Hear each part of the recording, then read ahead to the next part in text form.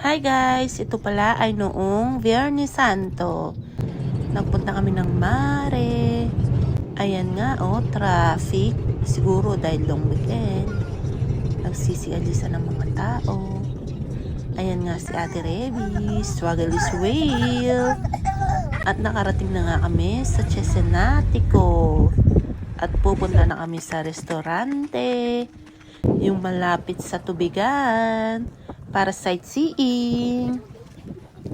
Ayan na nga si Martina. Nasa mare daw siya. Siya daw si Martina. Una daw ay kakain muna siya. Tapos maglalaro siya ng slide.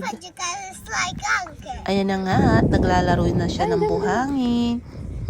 Tingnan nyo naman ang araw. Ang ganda-ganda, mainit-init. At may konting vento, hangin. Ayan, pupuntahan niya si Ate Reby.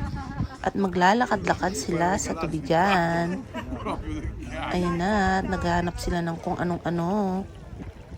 Ayan, enjoy na enjoy ang bata. Ayaw niyang umuwi dyan.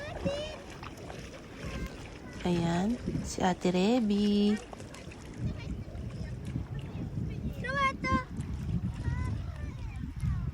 At ayan na nga, nakakuha siya ng mga talaba. Iuuwi niya daw sa Bologna. Ayaw niyang itapon. Dadalan niya daw yung best friend niya. Thank you for watching. God bless. Bye.